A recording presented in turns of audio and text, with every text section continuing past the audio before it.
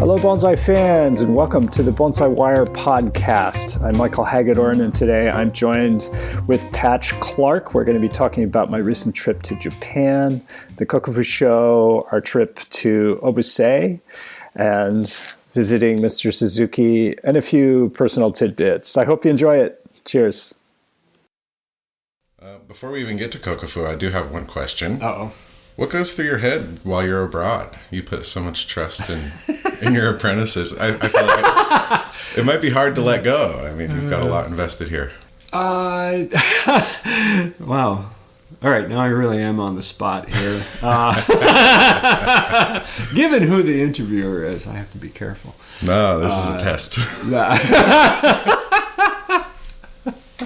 Right, I'm not going to be able to turn this around and make it a test for you. I don't think that's going to happen. Trust is in there. Are you able to just enjoy where you're at, or are you worried about the garden? Pretty much. Weather forecasts are ever better, I guess, and the 2-week forecast is not accurate in terms of what the temperature is going to be, but it's not far off regarding sort of a range. And so I didn't think we were going to have any craziness that you were going to have to deal with and that I was going to have to worry about. Yeah, so weather. It wasn't a month-long trip. This was 2 weeks. So the weather is the thing that would make me worried the most, that I'd be landing you with something that would be just uncomfortable and that we would have to be in touch about or whatnot. Uncomfortable for you, I mean. Unlike there was the heat dome that hit us a few years ago when Carmen and John were transitioning, and so they were both here. And I was glad of that, but I had planned a trip to the coast and left them with this. Which, anyway, maybe that easier, we didn't have. Easier in winter. Yeah. A little more stressful in the summer? Or? No, it can be rough in the winter. I mean, we do have the occasional ice storm. Yeah. That been lucky can this be year. a real problem here because we don't have enough space in the garden to protect everything overhead. So many of the mountain trees are outside. They're on the ground maybe, but they're still outside. And so whatever falls from the sky could get in the mix and into the worry bin. I can't tell if I should be excited or nervous about our mild winter. So many things are already showing signs of movement. Yeah, we're just sort of on that edge of having enough cold for most things to be happy that we attempt to grow at any rate. And yet some things tend to come out a little earlier and they tend to make us a little nervous. So we're in mid-February now when most of the major storms that we might get are gone. The possibility isn't there anymore. We could have frost, we can have a light snowfall, but the big storms, I really haven't seen them past mid-February here. So that then causes a little less worry for some of the chochibai, which are always eager out of the gate. Yeah, they're pushing. Some of them are starting. And there's a few other things. And even on black pine, you can see candles elongating in the Willamette Valley here, of western Oregon, where it's just not quite cold enough to keep them in full dormancy. So they can, the roots are growing. By midwinter, they're already moving. Oh, gosh. Yeah. It's time to get started repotting. Yeah, we're super close. In fact, later this week, we have our first seasonal class when we're going to be digging into a few of these trees. Which reminds me, we got to put a few of those into the greenhouse, let them dry out, just a hair. Yeah. Yeah, not too much. No problem. But a little bit. Just so they're not soggy. It's always better for the students when the tree is dry. Yeah. Well, let's go to Kokufu. What was it like? Okay. First day back in Japan after many years. What was that like? Oh, it was a while. Yeah. I had retreated to a creative bubble so to speak. I was also fairly busy, and it happens right at repotting time and whatnot. And I can make up all kinds of reasons not for going to Japan. But, just as a preamble, I did feel like I had a very full experience in Japan when I was there. I was there for a long time, so it was for me it was enough. And when I returned, there was this sort of benefit of being away in terms of creative sideways movement. Japan does offer the tradition, but I think if we stay there a really long time, it tends to be harder to explore outside the lines. So that is something that I was focused on when I came back. Interesting. Yeah. So, but to your question, every time I see this show, it's a lot like the first time. It's just you make sure you have all the medication you need. Do you feel like during your apprenticeship, you were there long enough so that when you come back, it's familiar, or do you feel like a tourist? No, it feels very familiar. Yeah, that was, I was there for enough of these shows. I was a part of putting them up and, working on the trees to get into them. It was a big part of our year, really, and we were working a month ahead or more for the trees for the show. Were there any trees in this year's 100th Kokufu that you had the pleasure of working on at any point in your career? Oh, no. No. Well, I only saw one show. I was there for the first part, and the second part, the rest of the team that I was with. So I was able to see their photos, and of course everybody else was taking photos. A million photos out there, so it's great. Both shows, I think, were exceptional. I think there's been this big storyline for a while that Japanese bonsai are declining in quality, and then you get a year like this where it doesn't seem like that has that there's been any kind of erosion, although there's maybe other reasons for that. One is that this is the 100th year anniversary, and many of the professionals were understandably kind of holding back trees last year. Or this is from the professionals weren't, but the clients were saying, "Hey, I really want this in the 100th," and so we saw a high level of returnees. So past award winners, there was a special section there that had those. There were a lot of familiar trees there that had been in the show before. I guess that makes sense, being the 100th. Wonderful to see them. Yeah, right. And that's a little tricky because the first show was in 1934. Okay. But so the 100th would have been in the 20s, but that's not when it was. But they took 2 years off, but then also they had multiple shows in several of the first years. So it is in interesting. But there's a rhythm now. That's annual right. Or every it's other, annual. Yeah. It is annual. Yeah. So but it happens within a very short span. I mean, it's 2 shows in 1 week. So on Hump Day on Wednesday, they take down the first show and put up the second show. So the next day, so it only closes for 1 day. On Wednesday. It's crazy. And it's open the whole. Yeah. Wow. That's pretty. That's quite a pretty event. Yeah. So I presume, I wasn't there, but I presume like Omiya was probably mobbed on Wednesday. Yeah. Omiya Bonsai Village is not that far away. It's whatever it is, a 30-minute train ride. We went with my group, and we went the day that it had snowed. Nice. So there was this slight little dusting of snow on the walkways, and of course they closed everything down. So you were standing up on the second floor of the entry building, staring down at the area that we were not allowed to get into. We were able to see the Tokonoma, which was nice, and the history gallery, which was kind of neat. They had some old photographs of the village before the bonsai masters came in the mid-20s after the big Kanto earthquake. Oh, cool. There were a whole bunch of them, including the requirements for residence as a bonsai master in Omiya Bonsai Village. One of which was you had to have at least 10 bonsai. Oh. Yeah. The other was you had to be willing to be open to the public, and 2-story buildings were not allowed. And anyway, so it was this very bucolic. I mean, you look at these photos, and they're these sleepy little streets. And now it feels like, an extension of Tokyo, which is one of the largest cities in the world. There's 34 million people there. Jeez.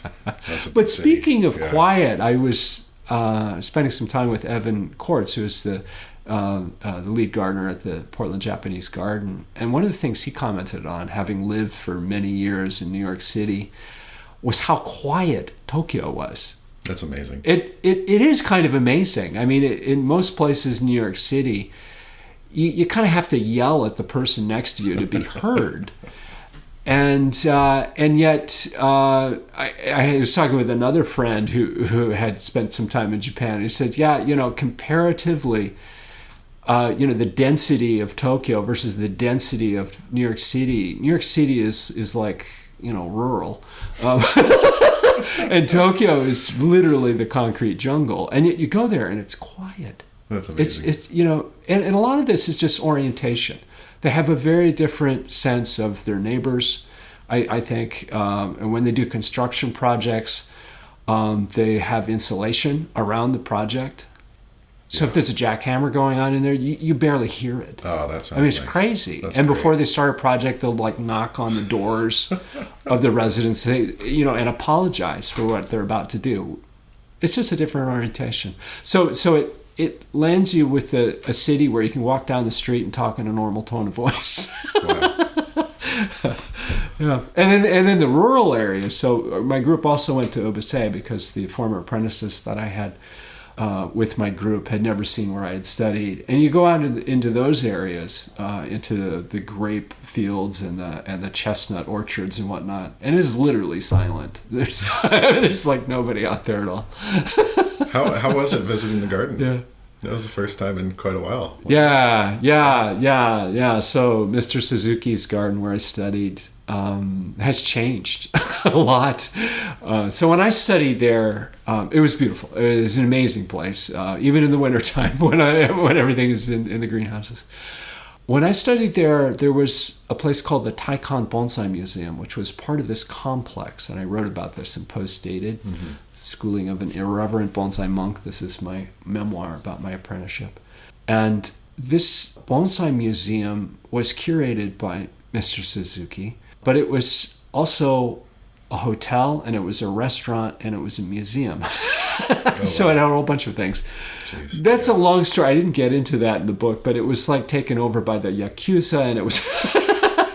it was really it was a very exciting time to be one of his students. But anyway, so he sort of divorced himself from that organization, and he got the trees out of there.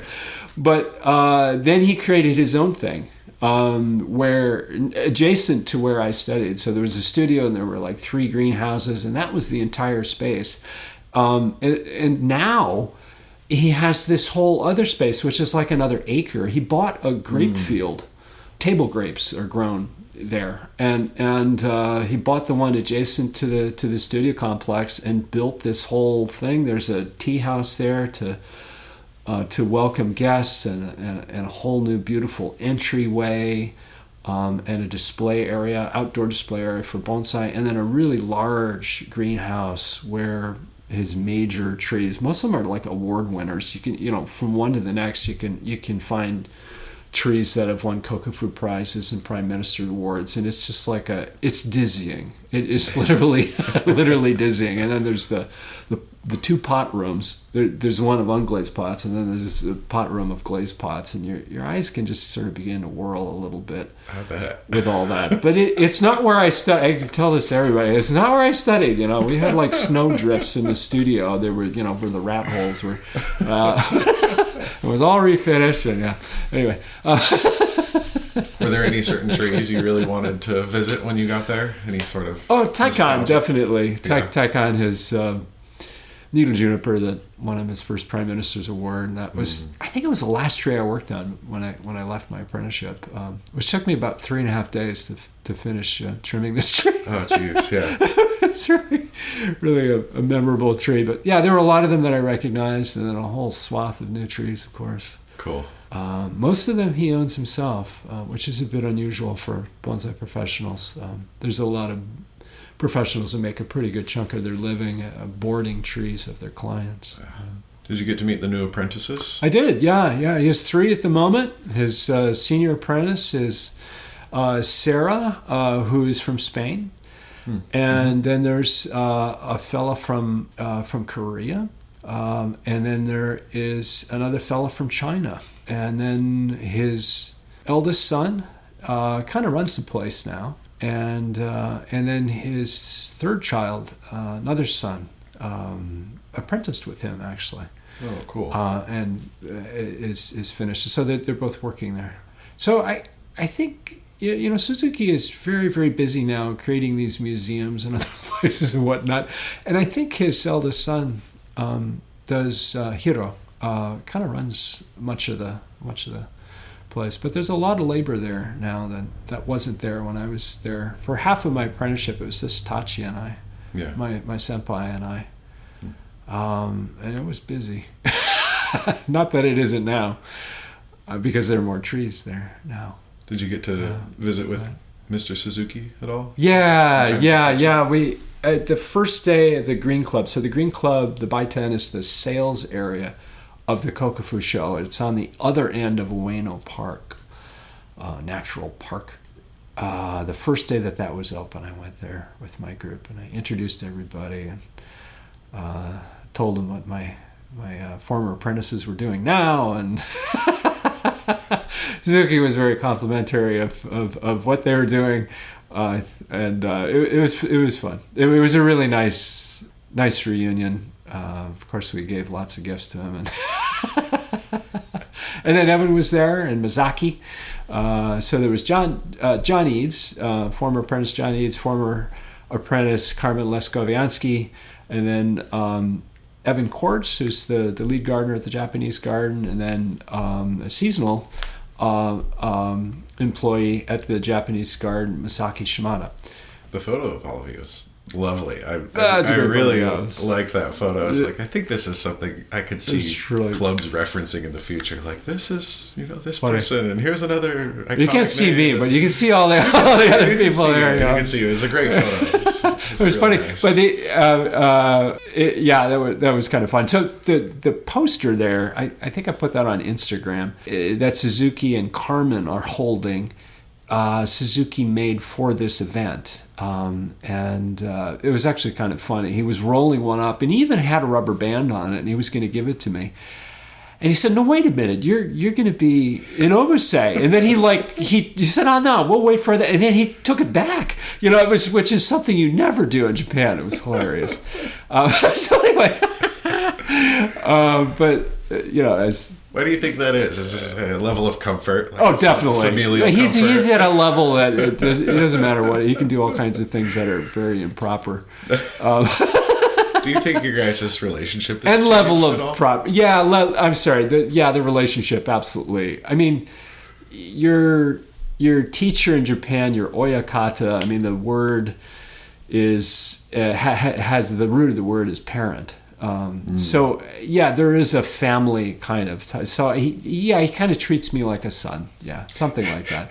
But it was always, I mean, to your question, it was always a little bit different than that. I was not only a foreigner, but I wasn't much younger than he was. He's only 6 years older than I am, so we had a different kind of connection. I had already had a career. And so I was, I wasn't some kid fresh out of high school or anything like that. And so I was still in. It's difficult to describe. I mean, in the working day, I was an apprentice, and it didn't matter who I was. That's who I was, and that was the relationship that we had. After you finish an apprenticeship, your relationship with Suzuki in particular. I don't know how this is with other masters, but Suzuki tends to let all that stuff fall away. And you're a little bit more colleagues. A little bit. Yeah. Things change a little bit. Yeah. But he's a younger man. He's a bit of a modern man. He's also relaxed a bit. There's some ease about him now. That he was a pretty intense guy when I was there. Do you think there's any particular reason for that, or age? Maybe just comfort in his position. He's accepting how great he is. Well, just being I don't know. Cool also, things are kind of back in the studio. His sons are incredibly capable. Hiro is an incredibly gifted bonsai artist in his own right. Yeah. He knows it top to bottom. I think a lot of things are taken off of his back a little bit, and he's able to work on these big projects that he's excited about. Yeah. Cool. From the outside looking in, it appears to be a very healthy garden, a positive kind of uplifting community. In Obuse? Yeah. And Suzuki seems to be just a very gentle kind of powerful, but gentle in a way. I've never met him, but I guess from an so. Observational standpoint, He's a funny man. I mean, even if you don't know the language, you get the sense that he's pretty wry. Okay. So there's that in the mix, for sure. I've heard a lot of Japanese masters soften in their practice. You see it in the tree, reflected in the trees. Yeah, you do. Do you see that in his trees at all yet? Having trouble determining who's actually working on the trees at this point because I haven't been in Japan for a bit. I know the old teachers like they were fingerprints, in terms of what their work was. Interesting. And yet it was a long time ago. Now everybody has apprentices and they're doing the work. And now some of the masters are gone, the ones that were there when I was a student. So things have changed so much that, to your point, I'm a little bit more of a tourist. I feel like I have a better grip on American bonsai than Japanese bonsai at this point. Fascinating. But it still feels core to my being. As I said, when I went over there to see the show, it's like, oh yeah, this is home. Yeah, this is another one of my homes. But it's still impactful. I mean, the space is small enough, even though this is the Tokyo Metropolitan Art Museum, and it has large spaces.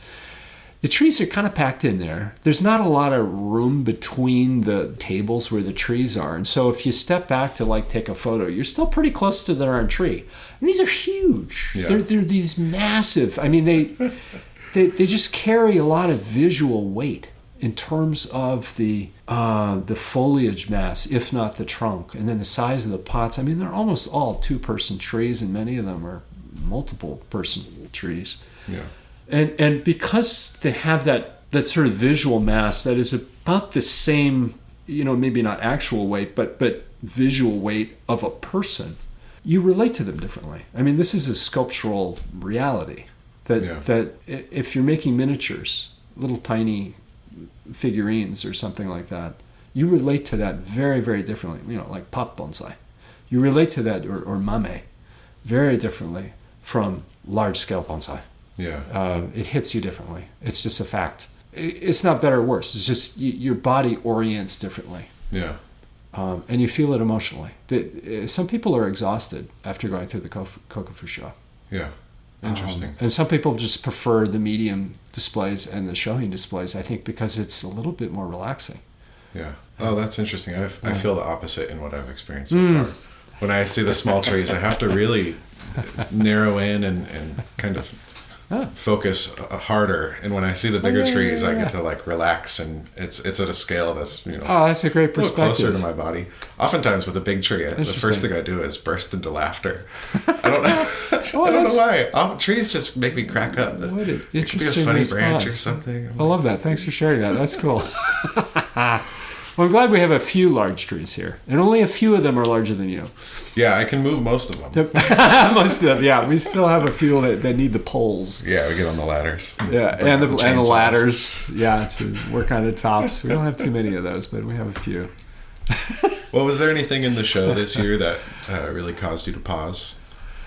And oh, wow. Incite some emotion, maybe? There were certainly some individual trees, and I did share on Instagram and on the blog some of the ones that I thought were just super exceptional. And they weren't necessarily the award winners, but then there was a tree that was really kind of special. And I think Suzuki was really, really touched that this tree was able to get in the show, but it was a tree that he worked on for this 100th show that was in the very first Kokufu show, and is a white pine with a lovely trunk line, and it's an example of how pines can develop in a pot, whereas cool. other plants like collected juniper almost seem to develop not at all.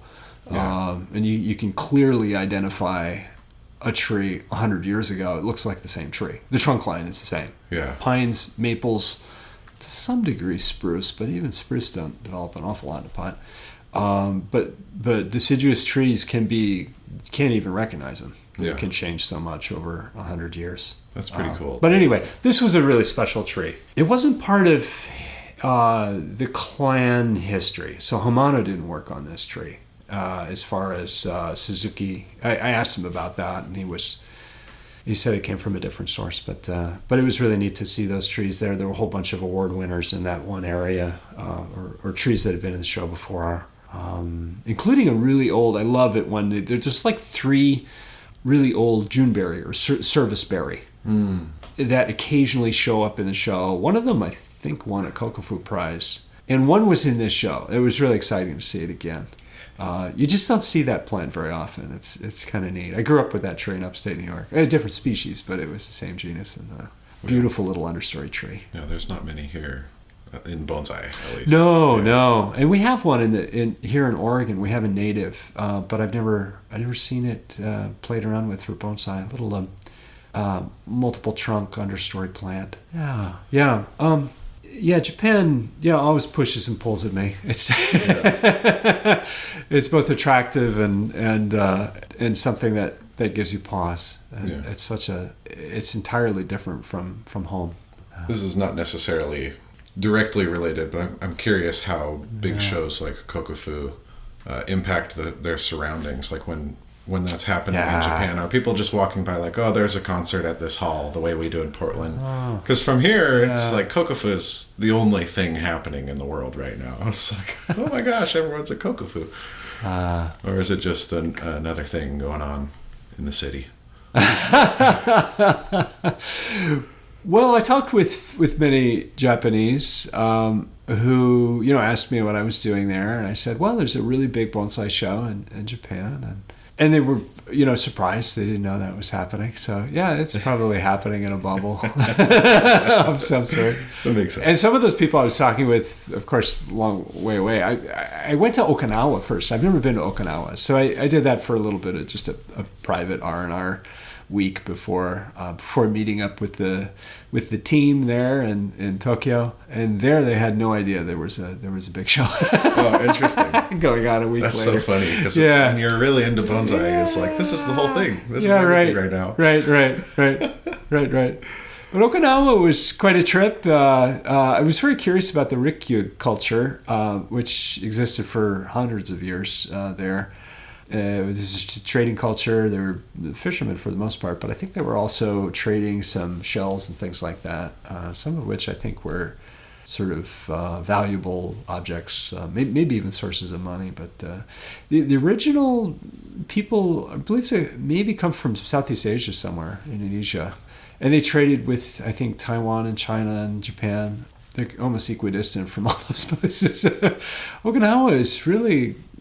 It almost feels like a connecting island between the rest of the islands of Japan and Taiwan. I mean, it's sort of in that same chain, I think. I'm curious to talk with a geologist whether Taiwan is actually part of, sort of the last bit of the Japan Islands. But for many hundreds of years, Okinawa was independent from Japan. But at least starting in the Edo period, there was the Japanese influence, and the structures of the homes and everything were all Japanese. I don't know anything about it. It's so cool though that there's so much history. Yeah, and the environment was subtropical. It was in the 60s. Were those old kilns that you found? Was that in Okinawa? That's right. Yeah, they have a crazy long history with ceramics there, going back to like the Jomon period, which is like early ceramics for like global ceramics. This is like really early stuff, hand built work going back tens of thousands of years. Jeez. Beautiful stuff. Well, we all know what the trip was really about. Did you spot any new birds while you were there? Japan definitely has some really interesting birds, for sure. They had some endemics in Okinawa that I was lucky and delighted to see. Okinawa robins, and there was a flycatcher, Rikyu flycatcher, and this silly rail that I was after that almost nobody sees. But I heard many times. It's like Do you count that when you hear it? That's a good question. I only have 2 birds on my email eBird list of, I don't know, it's close to 1,500 now. Jeez. Global birds. Only 2 that I haven't actually seen. And these are 2 that nobody sees. Okay. And then one of them is the Okinawa rail. I heard that probably 50 times while I was there, but I never saw the darn bird. And the other is the black tinamou, which I heard down in Ecuador. And I've talked with many people who said, yeah, nobody sees that one. That's crazy. But I was with a guide and we know what it was. but yeah, for the most part, yeah, a new bird, you kind of have to see it. But Japan is not really a bird-rich country. Not compared to the other countries around there. Thailand, Australia, Indonesia are really, they're up in the, well above 1,000 birds. Species, and Japan is like Oregon is the same number. A little over 500 species goes through there. But I hit it at the wrong time of year. It was winter, so only residents I was going to see, and I had to work really hard to see 100 species. Yeah. Whereas I probably would have added 30, 40, 50 species had it been during migration. One of the shoulder seasons. Nobody was there. It was great. This is the time of year nobody's in Okinawa. So I was up in the north in these laurel forests, which were just very, very calming. They were almost like cloud foresty. Yeah, really, really beautiful. Rained a little bit every day. I did an awful lot of walking. Some days I put in 10 miles just wandering around. And if you read the blog, you can read the story of this miscommunication I had. And that the first day I was walking probably for 10 miles on like literally no food. Oh no! It was a memorable trip. Well, let's see. Do you have any key highlights, like a top 2 or 3? Things that you're going to keep in your memory bank forever from this trip? What would they be? Oh wow!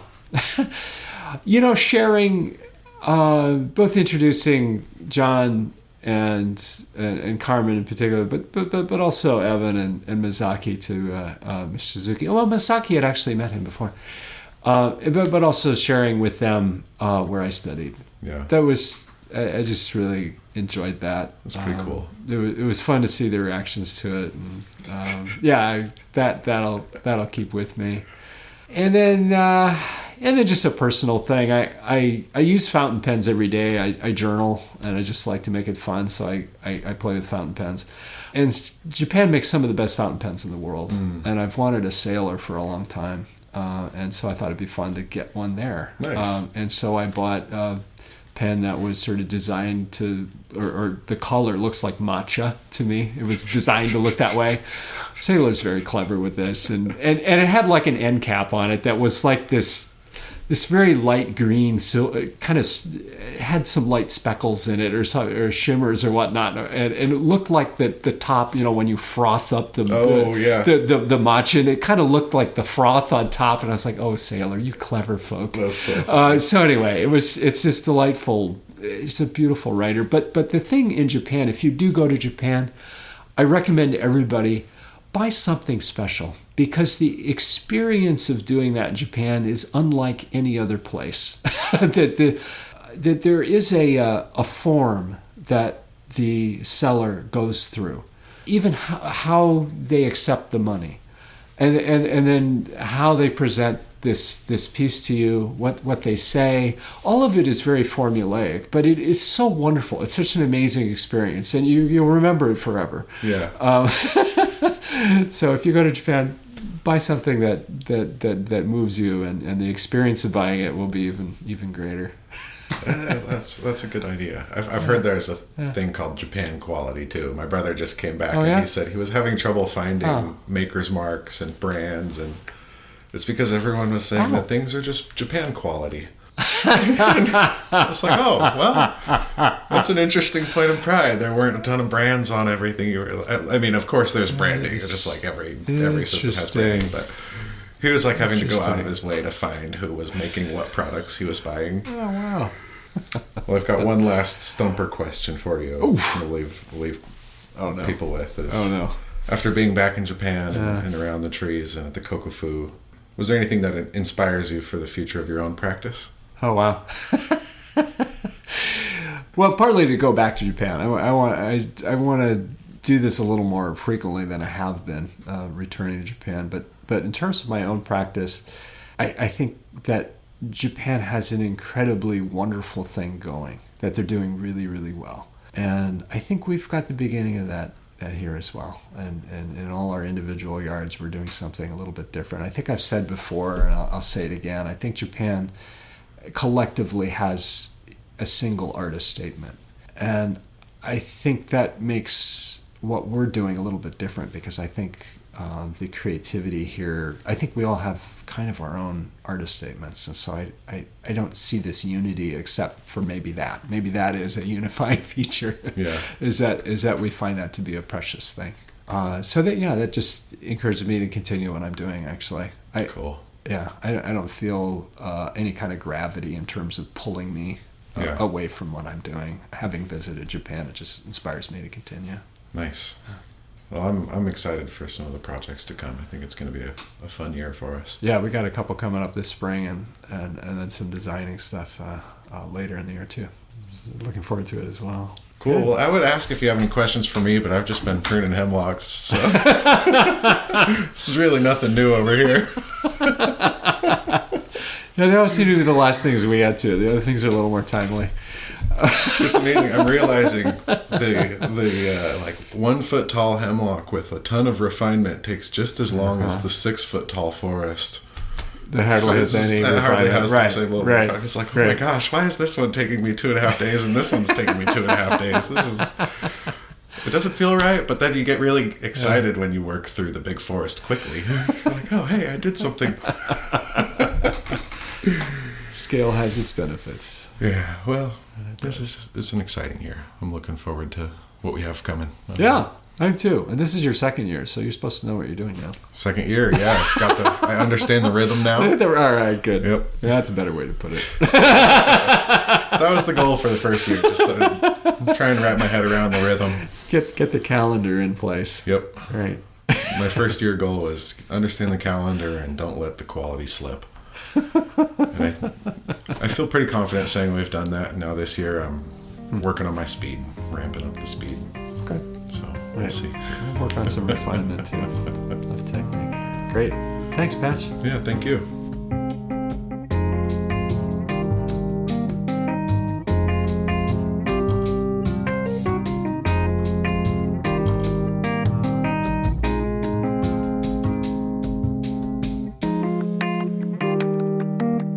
The music on today's podcast is brought to you by the fine folks at Blue Dot Sessions. Check them out at www.sessions.blue.